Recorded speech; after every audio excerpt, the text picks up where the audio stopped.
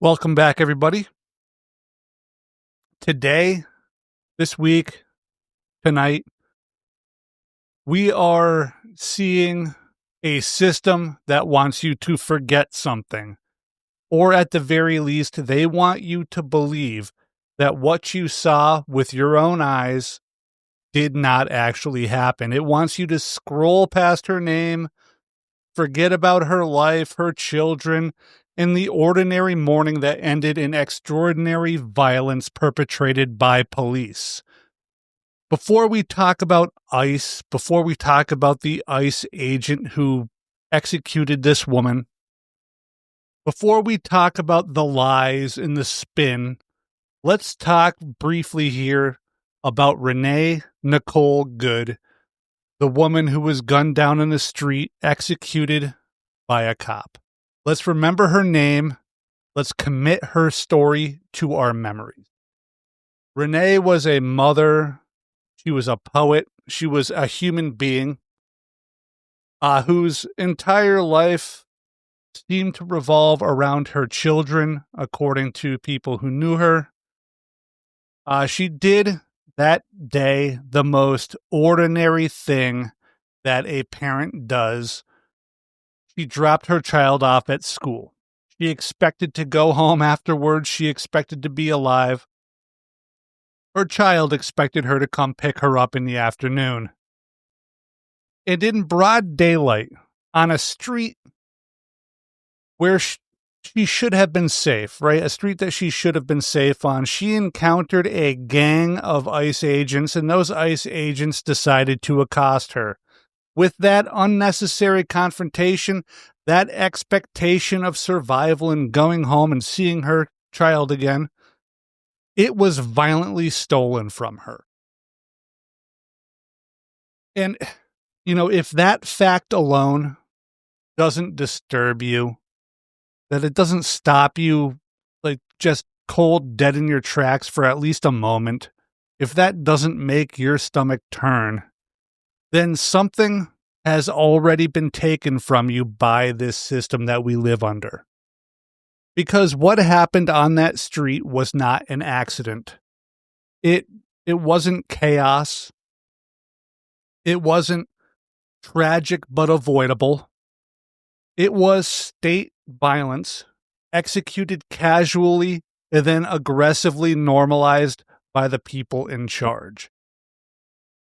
ICE agents confronted Renee Good. Videos show her trying to leave. That's it, just leaving.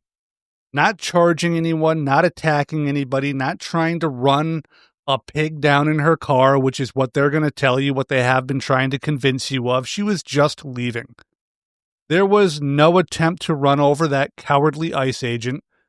There was no manifesto. There was no confrontation, certainly no terror, no threat, no suspicion.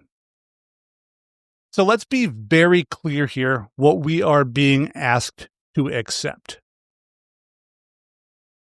We are being asked to accept that federal ICE agents confronted Renee Good, right? Video shows her trying to leave. No charging at officers, no trying to run them over, not attacking anybody, just leaving. And for that, an ICE agent executed her in cold blood, in her car, in the street, in broad daylight, on video. And as she died, he called her a fucking bitch. These are the core facts. Everything else that you've heard or will hear from, MAGA losers and pig bootlickers, it's nothing more than an attempt at to alter public perception. On the morning of her death, Renee Good was not out there seeking a fight with police. She did not seek violence. She wasn't seeking notoriety and fame. She sought to complete a routine that should be baseline, normal, and safe in any sort of even semi-functioning society.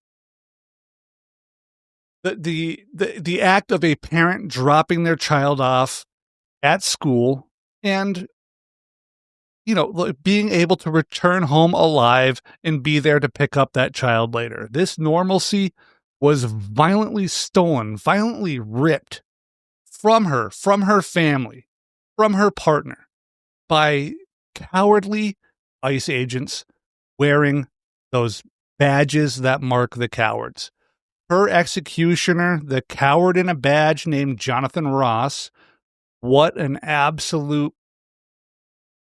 I guess I'm not going to say what I was going to say. Not a good person. After he executed Renee, he called her a fucking bitch. Renee Good's last words to her killers were, "That's fine, dude. I'm not mad at you," with a smile on her face. And then she was executed and called a fucking bitch.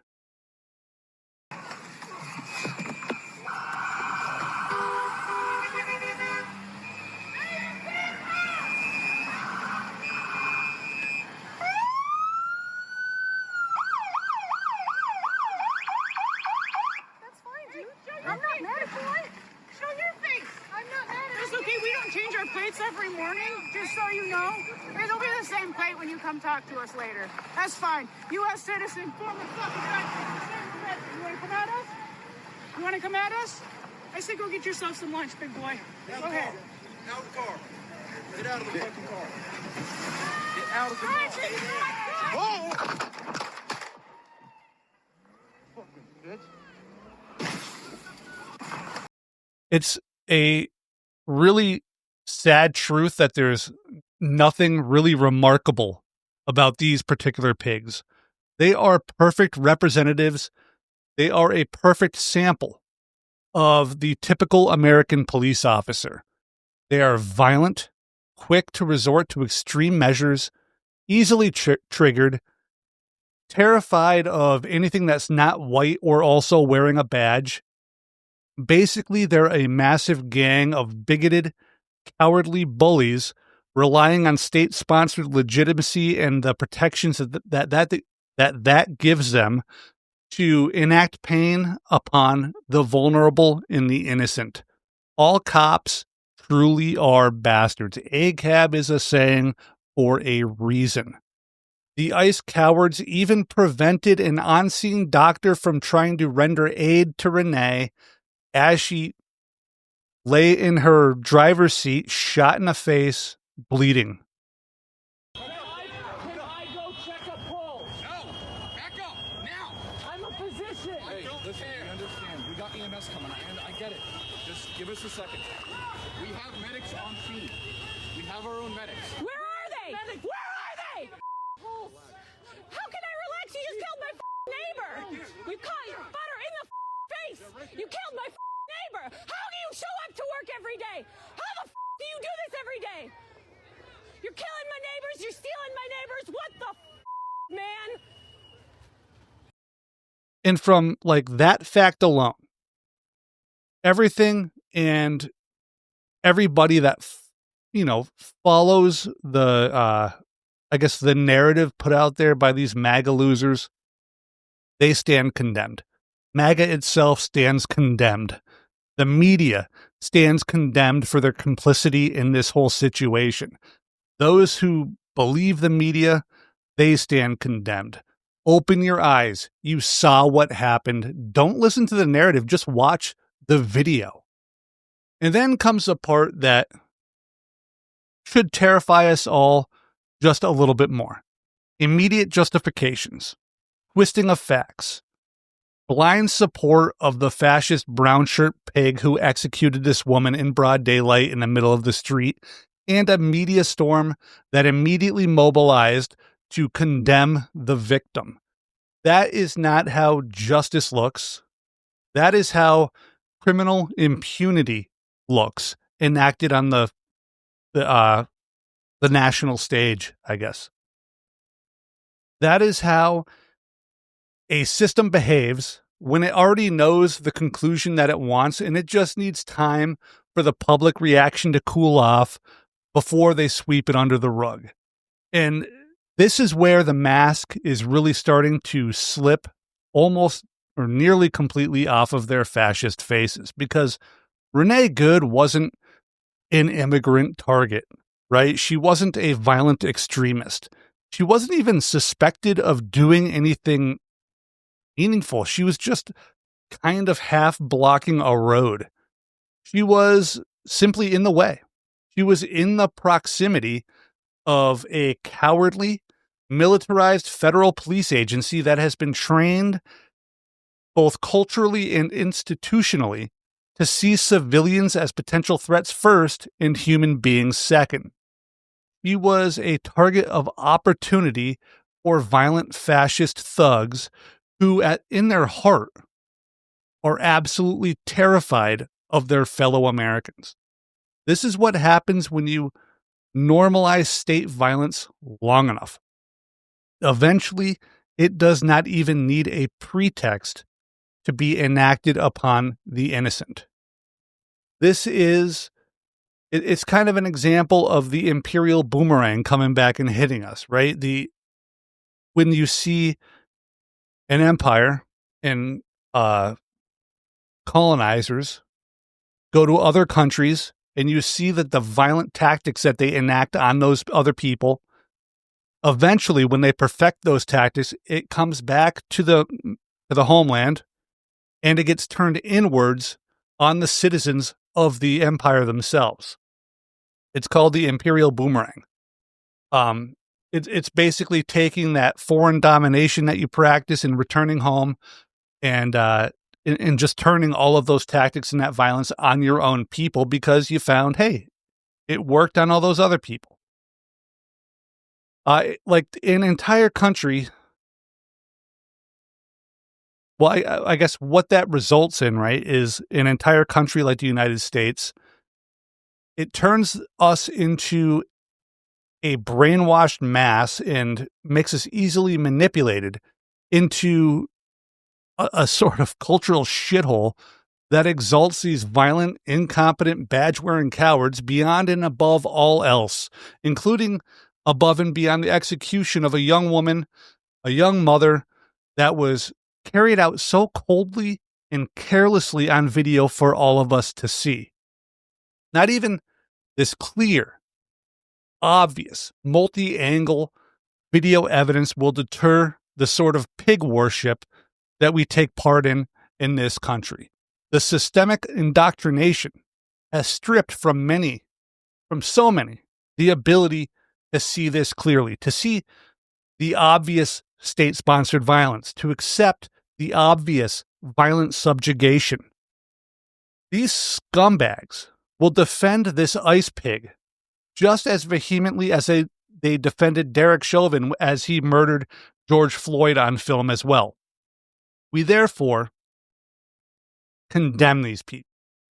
We indict ICE, the Immigration and Customs Enforcement Agency, not merely for the killing of Renee Nicole Good, but for operating a militarized institution whose default posture towards civilians, to Americans, to immigrants, to anybody that they decide is a target, it's escalation and violence in lethal force. We indict ICE for hiring maladjusted, three-quarter stupid, violent, reactionary, fascist, cowardly shitbags to begin with, and failing to properly train them after you hire them. We indict ICE for producing agents who respond to a civilian attempting to disengage by firing multiple shots into a vehicle and murdering them. A reckless and unnecessary and unjustifiable action. We indict ICE for doing this in broad daylight, in public, after a school drop-off, and on video, and then presenting this violent, despicable public execution as self-defense. We indict the mainstream media, and the right-wing media in particular, and centrist news organizations the most, the narrative and propaganda apparatuses of the state. They immediately move to launder state-sponsored political violence and terror through language and lies. They say she resisted. She didn't. She was a threat. She was not. She endangered officers. She did not. Officers endangered themselves and used it as an excuse to murder a woman. All of these claims are lies. These claims are not neutral descriptions. They are retroactive justifications for murder. You can see it in the video. But, you've heard all of this before, right? I mean, this is the same, fill in the blank Mad Lib sheet, the same talking points that these losers run every single time that the state kills someone that it doesn't want to take responsibility for. They take these Mad Libs, they fill in the blanks, they swap names, they, swap a few words here and here. They roll the tape, they lie to the public, and the public just soaks it up. And I think that we should notice something important here. Especially as you hear these false narratives. A presumption of guilt and a burden of proof instantly shifts to the dead person when a cop is involved, not the executioner. They use these words, these lies, not to explain what happened, but they use them to sanitize an execution. They shift scrutiny away from the pig, the cowardly murderer, and they shift it onto the victim. They demand that the dead prove their worthiness to be mourned. This is not justice. This is not truth-seeking. This is narrative control, and the media is entirely complicit in its effectiveness. I indict the presumption of it. Why do I keep saying indict? I'm not a lawyer. I condemn. How about that? I condemn that the presumption of innocence always flows upward while suspicion and guilt always floats downward in the power balance scheme, right? It doesn't matter that experts in the use of force in police say that this violated very basic standards. It doesn't matter that shooting into a moving vehicle is recognized by basically everybody as reckless and unjustified unless there is a truly imminent and unavoidable threat. Because once the shooter, the killer, wears a badge, especially a federal badge, the presumption of who's right and wrong flips. The dead must somehow justify people caring that they were murdered, because the default response from the system is that this person truly does not matter because the cop is the only important person in this situation. The state, on the other hand, is always innocent by default. The armed agent who operates under immense state-proffered power is granted patience and privacy and procedural protections. They hide behind the blue wall of silence. The dead civilian, however, is subjected to posthumous public prosecution, character assassination, and rampant defamation. Her actions are parsed to the millisecond. Her single brush with the law, a single speeding ticket, is dug out from her past. Her character is examined, and it's broken down by these plastic-faced goons on Fox and ghoulish reporters on the New York Post, right? An untrained civilian is not just expected, but actually demanded and required by police, by violent gun-waving police, to behave perfectly or they will be shot. For example, a civilian being held at gunpoint by 3 different violent pigs must, flawlessly follow orders being screamed at them but by these agitated monsters, right? And they must flawlessly follow these orders or be shot themselves. And these orders, they often contradict themselves, right? Cops will be like 3 of them, all yelling at the same time, guns all around. Get on your knees. Don't move. You get on your knees or do not move. So you try to get on your knees. Some saying, I don't move. They're yelling, get on your knees. Put your hands on your head. Don't move. And so on, right? You've all seen this happen 100 times. And then they throw you on the ground and all 3 of these pigs kneel on your back. They, kneel on your face. They start twisting your arm behind your back, applying pain holds. And the whole time they're telling you not to resist while they hurt you and try to break your arms. That phrase, "sir, stop resisting," is something we are all taught in the academy. And I use the word caught. It was a Freudian slip for a reason. We were told in the academy, you use those words, stop resisting, stop resisting, stop resisting, instead of saying, "F you're a piece of shit," blah, blah, blah, blah, because of the public's perception around you. We were told in the academy, you want the public as witnesses watching you saying, "Sir, stop resisting, sir, stop resisting." So when they're witnesses in court, they can say, yeah, the officer was telling him to stop resisting, and he did resist. You fast forward now, everybody knows that "sir, stop resisting" phrase is an ingrained phrase, and it's a bunch of guys, men and women who are in law enforcement, even civilians. How are you supposed to comply when the second you're being taken down and there's no breath in between commands given? Put your hands behind your back, stop resisting, and the cop gives you no time to do it as they're pounding on you. How can you physically, literally comply with police orders? The murderous pig's humanity is not questioned. Their guilt isn't even questioned. The victim of this public execution, her humanity is treated as conditional. Her humanity is put on trial. It's like put out there that whether or not she was a good person and deserved to live requires justification, investigation, and ultimately approval by the people who murdered her. If you question this in any way, then you're just being emotional or you're politicizing a tragedy. No, that's not right. What's political is killing a mother and demanding silence afterwards. What's political is watching a public extrajudicial murder, an execution, take place and demand support for the federally empowered terrorist who killed this person over the victim. What's political is vilifying all those who question the state narrative. All that's required for this to repeat is the wrong officer. I mean, to be honest, they're all wrong. There's not a good cop out there. Let's be real. It takes the wrong officer in the wrong moment and a system that virtually guarantees absolute protection upward in the power scale and never downward. Always to the killer, never to the victim. And this isn't about one bad agent.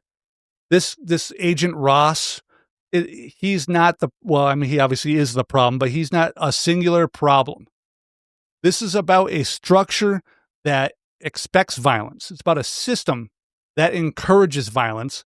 And it's about a system which, when the violence inevitably happens, it goes out and it cleans it up with press releases and attacking the victims while heroicizing the murderer. And I guess I should say that this is about a country where federal agents can kill a woman in broad daylight, and public officials, media people, talking heads, politicians, they will immediately ask, how do we defend this? They don't ask even the most simple question, how did this happen? They don't ask that. It's how do we defend this? How can we make the victim their own murderer? And how can we make this murderer the innocent victim? And the most dangerous part about this whole situation, all of these situations, it's not that these shootings happen. It's the expectation that we will get tired, that we will just sigh and exhale and shake our head and move on to the next headline, to the next cop murder. They want you to forget her name. That's the danger. They want us to forget everybody's name that all of these cops are murdering.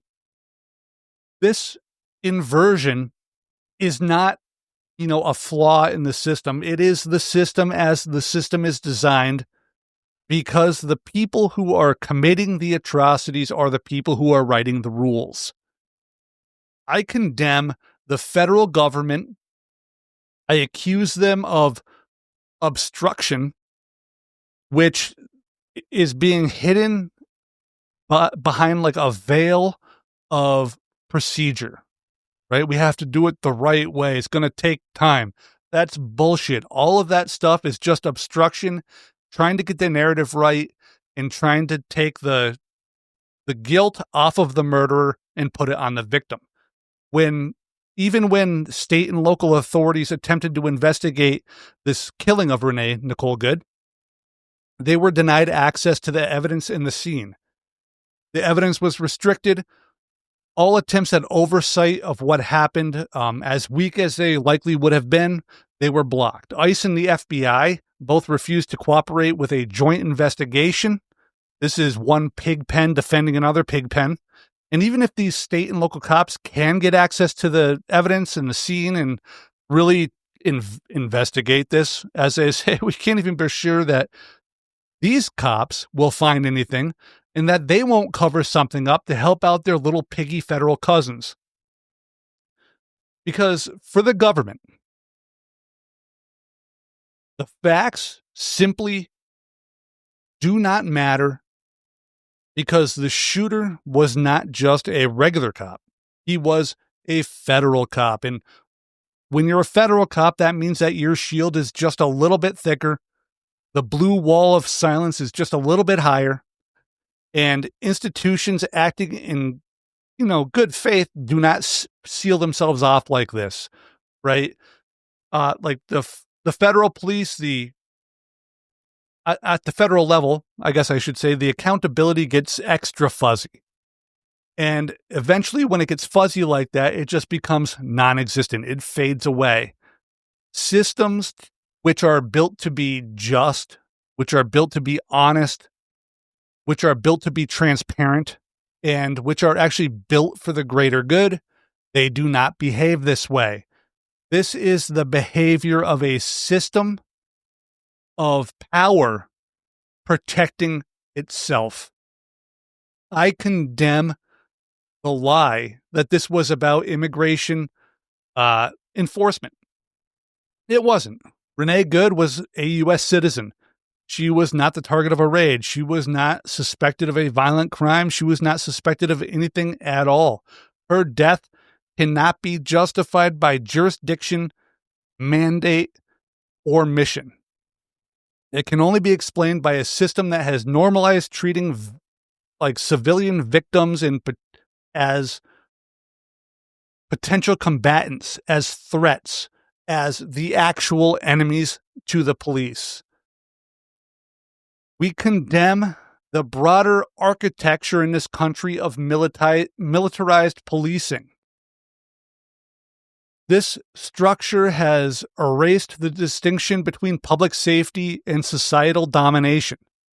When agents are trained to expect threats everywhere from everybody, they start to see it everywhere from everybody. And when the danger is not actually there, when it doesn't actually present itself, they will eventually create their own danger to justify their own fear, to allow themselves to behave in their natural way, which is extremely violently and cowardly. When institutions and systems reward aggression and shield consequence, escalation becomes inevitable. It's going to happen. This was a militarized agency in interacting with a civilian and defaulting to lethal force, because that's what happens when you train people to see the public as potential threats instead of human beings just trying to get through their own personal lives. This is what law and order looks like after decades and decades of escalation of both violence and rhetoric. Renee Good, in this instance, was not an anomaly. She was a very foreseeable outcome. We've talked about it a bunch of times right here on this very channel. I condemn a widespread culture of normalization in this country, which asks the public to accept each and every police killing as an isolated incident, as an isolated tragedy, rather than evidence of a structural failure, of a broken system, of a corrupt system. I condemn the expectation that outrage has to be brief, that grief has to be private, that memory will fade, that protests, when done, must be done quietly, privately, alone, and ineffectively. I condemn that. Get out there, make your voice heard. You cannot wait quietly while the same institution which pulled the trigger controls the narrative. Do not accept the official story just because it was issued by people in suits. Do not let ongoing investigation talk. It's an ongoing investigation. Do not let them pull that veil over this for 1 minute. Don't let it become like an all-consuming black hole of information where accountability is just going to disappear. Do not let this be framed as an unfortunate but inevitable thing, which only happened because the victim didn't listen well enough. Expectations like this have become like a form of like internal domination and oppression and political violence in and of themselves. This is the part that they really don't want you to sit and think about, I think. If Renee Good can be executed after a school drop-off on video in daylight, clear as day, then there is no safe category of person in this country. You won't be saved by your citizenship or by being a parent or just by being in the wrong place, the wrong time. You won't be saved by complying. You won't be saved by doing everything right. All it takes is the wrong encounter with the wrong pig in a wrong system, in a broken system, which will never, ever punish itself. And that's why the danger isn't just singular shootings. It's not just short bursts of violence. The danger is the normalization. The danger is that her death, Nicole Good's death, is being like dutifully processed, dutifully justified, and dutifully filed away, and they are hoping that you forget about it. We must refuse to accept any of this as normal. We must refuse to allow justification to replace justice.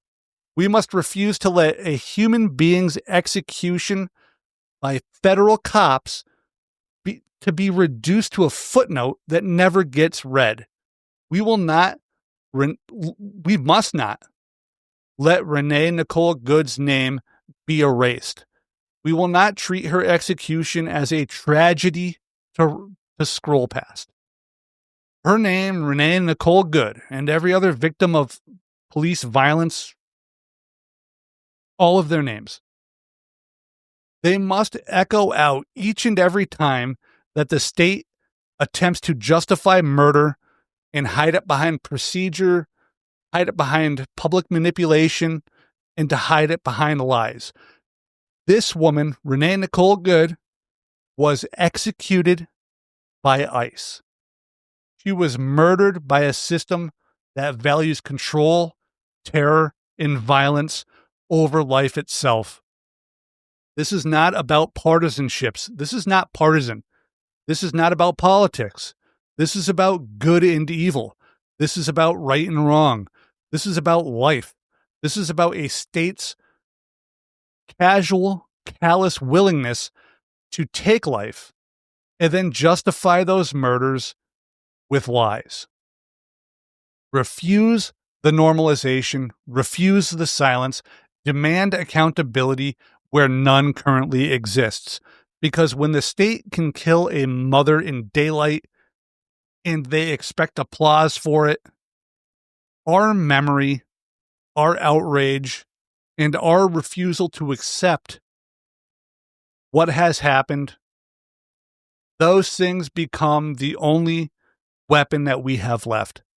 Because the moment that we accept this is just how things are, the state learns that it can just turn around and do it again. And if they can just go do it again, it's no longer, an anomaly. At that point, it has become official state policy.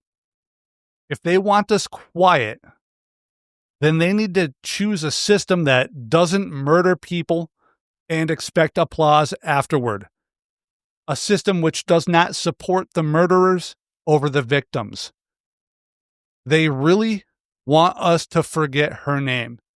We have to amplify her name. We must protect her story from revisionists. We must push back. You must always push back.